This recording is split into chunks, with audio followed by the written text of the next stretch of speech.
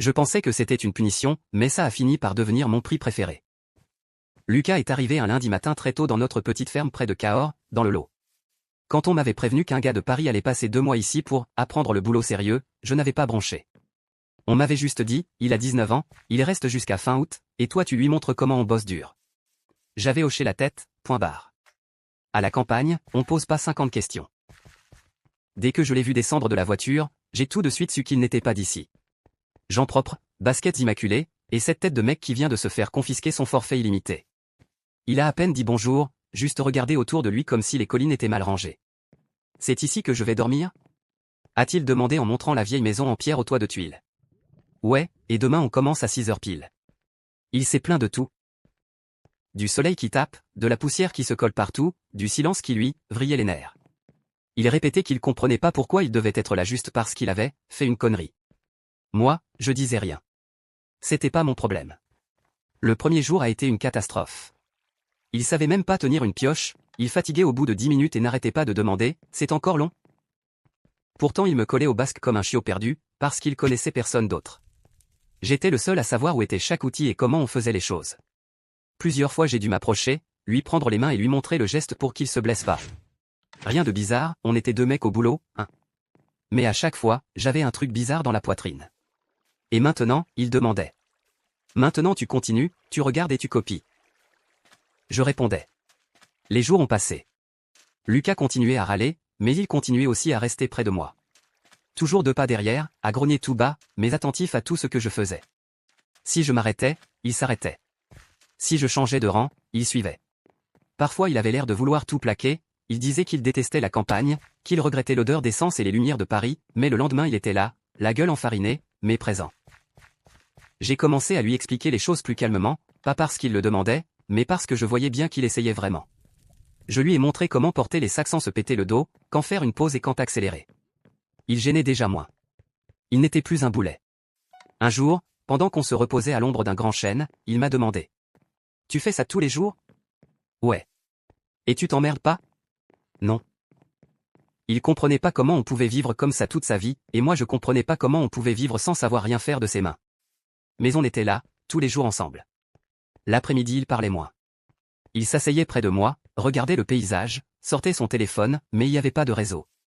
Il soupirait fort et le rangeait. Il disait rien, mais il partait pas non plus.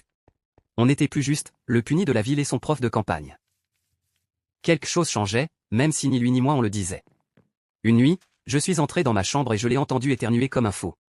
Le con laissait le ventilateur à fond parce qu'il avait trop chaud.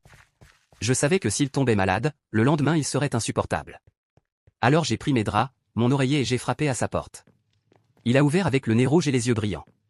J'ai juste fait un signe de tête vers ma chambre. On échange les pièces. Il est resté une seconde surpris, puis il a lâché un petit sourire qui m'a traversé le dos. Merci, a-t-il dit d'un ton un peu moqueur, mais sincère. Il est parti avec sa couverture et son téléphone vers ma chambre. Il m'a regardé une seconde de plus avant de fermer la porte. Quand je suis entré dans sa pièce, putain. Tout sentait lui. Ce mélange de shampoing cher et de sueur de la journée. Je suis resté planté là, à jurer tout bas, le visage en feu. J'ai presque pas dormi, à repenser à ça. Le lendemain c'était mon dernier jour à la ferme et Lucas n'en savait rien. J'avais bossé là depuis mes 16 ans et j'avais enfin mis assez de côté pour entrer à la fac à Toulouse. Cette nuit-là j'ai eu froid, mais ça me rassurait de savoir qu'il était bien au chaud dans mon lit. Le matin les coqs ont chanté comme d'habitude, mais j'avais une boule énorme dans la gorge. Qui allait lui apprendre maintenant à donner à manger aux chèvres qu'il avait fini par adorer ? Qui allait avoir la même patience avec lui ? La journée s'est passée normalement pour lui. Moi j'étais presque tout le temps dans le bureau du patron à signer des papiers et à récupérer mon solde. À midi on m'a donné une enveloppe avec 700 € en plus pour le temps passé avec le gamin. On va te regretter, mec, m'a dit mon collègue. Je me suis retourné et j'ai vu Lucas qui me regardait, perdu, depuis l'autre bout du champ. Il s'est approché vite et m'a lancé. Pourquoi tout le monde fait comme si quelqu'un était mort ? Je l'ai regardé sérieusement et j'ai dit. Lucas, aujourd'hui c'est mon dernier jour ici. Sa tête est devenue blanche d'un coup.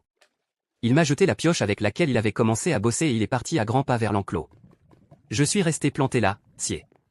Je pensais qu'il serait content, qu'il pourrait enfin rentrer à Paris, mais c'était tout le contraire.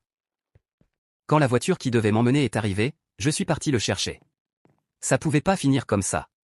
C'était pas pour que tu partes comme ça, j'ai lâché presque sans voix. Lucas n'a rien répondu. Il fixait la terre sèche comme si la réponse y était écrite. Je me suis assis à côté de lui sans réfléchir. Quelques secondes lourdes sont passées. Le vent faisait bouger les feuilles des peupliers, et rien d'autre. Demain tu t'en vas, a-t-il fini par dire, la voix serrée. Ouais. Il n'y a pas eu d'autre mot. Pas besoin. On est resté là, épaule contre épaule, sans oser se regarder.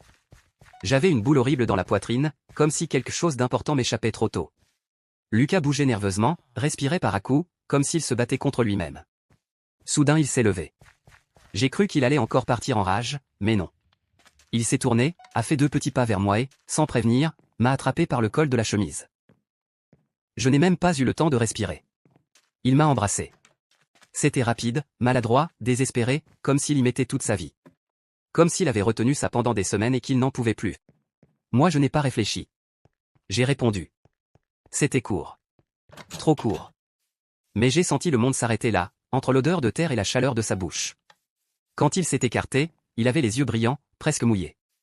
La respiration saccadée. J'allais pas garder ça pour moi, a-t-il dit d'une voix cassée. Je vais plus te revoir. Je n'ai pas su quoi répondre. Je n'ai pas su le retenir. Il s'est retourné et il est parti à grands pas vers l'enclos, sans regarder une seule fois en arrière.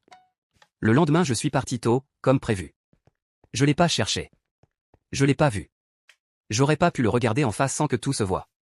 Depuis, je pense à lui tout le temps. À la fac, dans le bus, le soir quand j'éteins la lumière. Dans tout ce que je fais seul. Je pense à comment un gars de Paris qui est arrivé en suivant mes pas a fini par emporter une partie de moi que je savais même pas exister. Et je pense que ce baiser, même s'il a duré que quelques secondes, n'est toujours pas fini en moi. Et si on me demande, ouais, je garde encore sa couverture, celle qu'il m'a laissée cette nuit froide dans sa chambre. 1 an entier est passé depuis la dernière fois que j'ai vu Lucas. 1 an à le regretter en silence, à faire comme si ce baiser n'avait jamais existé, même si je pensais à lui toutes les nuits. J'avais 20 ans maintenant. Une autre ville, un autre rythme, une autre vie. J'avais déménagé à Lyon pour la fac. L'université c'était pas si différent de la ferme, fallait toujours se lever tôt, respecter les horaires, pas se perdre en route et tenir le coup. Je marchais dans les couloirs de la faculté avec mes cahiers et mon thermos de café quand je l'ai vu. Sa démarche. Cette façon de bouger les épaules. Puis j'ai entendu sa voix, et je l'ai reconnu tout de suite, même après 1000 ans. Lucas. Il avait 20 ans lui aussi.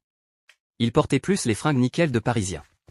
Il avait l'air plus normal, plus terre à terre, avec un t-shirt simple et un jean usé. Mais c'était lui. Aucun doute. L'air s'est bloqué dans ma poitrine. Il m'a vu exactement au même moment et il est resté figé, pareil que ce jour-là à la ferme quand je lui avais dit que c'était mon dernier jour. Les gens passaient entre nous, poussaient, parlaient, riaient, mais nous deux, non. On était plantés au milieu du couloir comme si le temps s'était arrêté. Enzo. A-t-il fini par dire, avec cette voix qui me remuait encore. Entendre mon prénom dans sa bouche m'a complètement désarmé. On s'est souri, nerveux. On n'a même pas fait semblant qu'il ne s'était rien passé. On est resté là, mal à l'aise, comme si cette année entière n'avait servi à rien. Je pensais pas te voir ici, a-t-il murmuré. Moi non plus. On s'est mis à marcher ensemble sans l'avoir décidé, comme avant. Comme si nos pieds se souvenaient tout seuls. Sans vraiment savoir qui guidait qui. Il m'a raconté qu'il était à la fac depuis 1 an. Qu'au début il avait tout détesté, les cours, l'altitude, le froid lyonnais. Que son séjour à la ferme l'avait changé plus qu'il voulait l'admettre. Des fois je me réveille encore à 5 heures du mat sans raison, a-t-il dit avec un petit sourire. J'ai hoché la tête. Moi je continue de penser à ce jour-là, à tout. Il s'est arrêté net. Il m'a regardé droit dans les yeux, sans se cacher. J'ai jamais arrêté de penser à toi, Enzo. Ce n'était pas comme à la ferme. Ce n'était pas rapide ni désespéré. Cette fois il n'y avait pas d'urgence. On s'est juste rapproché doucement, comme si on savait déjà exactement comment on s'emboîtait.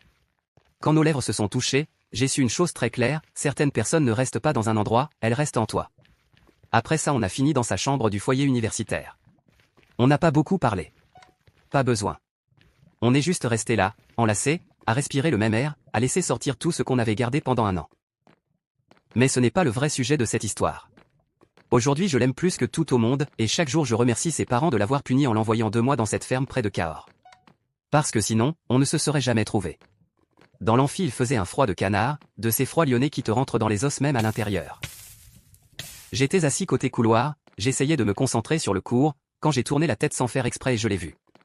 Lucas était juste à côté de la fenêtre, tout recroquevillé sur sa chaise, les mains planquées dans les manches de son sweat comme si ça allait le protéger du courant d'air qui passait par la vitre. La fenêtre était embuée et il tremblait doucement. J'ai froncé les sourcils. Je me suis levé sans réfléchir et je me suis planté à côté de lui. On échange? J'ai dit tout bas. Lucas a levé les yeux, surpris. Quoi? Si on change de place, j'ai répété en lui souriant droit dans les yeux, bien calme, pour qu'il comprenne pourquoi. Il a capté direct et un petit sourire lui a échappé. Enzo. Fais pas ton cinéma. J'ai coupé en rigolant. Allez, bouge. Il a soufflé, mais il a souri quand même. Il s'est levé et on a échangé. Quand il s'est assis côté couloir, il s'est installé mieux, a étiré les jambes et a poussé un long soupir de soulagement. Tu continues à faire ça? Il a demandé. Faire quoi? Prendre soin de moi sans que je demande. J'ai haussé les épaules pendant que le froid de la fenêtre me tombait maintenant dans le dos. Faut bien que quelqu'un le fasse, j'ai répondu en essayant d'avoir l'air détaché. Lucas m'a regardé une seconde de plus que nécessaire, avec ses yeux qui me font encore accélérer le cœur. Merci, a-t-il dit presque en chuchotant. Je l'ai pas regardé, mais j'ai souri pour moi. Qui a dit que c'était gratuit? J'ai lâché.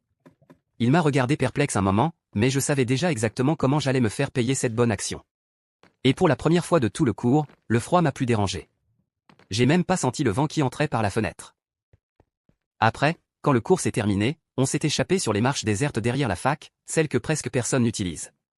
Là je lui ai fait payer chaque plainte qu'il avait faite à la ferme, chaque râlerie, chaque « j'ai trop chaud », chaque « c'est une torture ».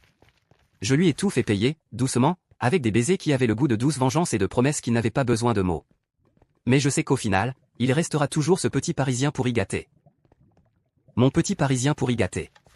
Cet après-midi-là, après lui avoir fait payer, sur les marches, on est descendu en marchant dans les rues pavées du centre de Lyon. Le soleil se couchait et le ciel prenait ce orange intense qu'on voit seulement ici. Lucas était silencieux, mais de temps en temps il frôlait ma main comme s'il n'arrivait toujours pas à croire que c'était réel. Soudain il s'est arrêté devant une petite place avec des bancs en bois et des vieux réverbères. Il m'a regardé fixement, avec ce sourire en coin qui me fait fondre depuis le premier jour à la ferme. Enzo, et si on se barrait ce week-end? Il a lâché d'un coup. Se barrer? Où ça? J'en sais rien, n'importe où. À Annecy, à Chamonix, ou juste dans un petit Airbnb dans le Beaujolais où personne nous connaît. Juste toi et moi, sans cours, sans râlerie, sans avoir à se cacher dans des couloirs glacés. Je suis resté silencieux une seconde. Le cœur me battait fort, comme quand je l'avais vu la première fois avec le nez rouge et la couverture dans les mains. Ça sonne comme une folie, j'ai dit en souriant. La folie c'est ce que je ressens chaque fois que je te regarde et que je me souviens que j'ai failli te laisser partir ce jour-là près de Cahors, il a répondu en se rapprochant. J'ai déjà perdu 1 an à penser à toi. Je veux plus perdre un seul week-end. Il m'a pris par la taille là, en pleine rue, sans se soucier des gens qui passaient. Il m'a embrassé lentement, profondément, de ces baisers qui ont le goût de « ça ne fait que commencer ». Quand on s'est séparés, il avait les yeux brillants et la voix basse, presque rauque. Et cette fois, je te ferai rien payer.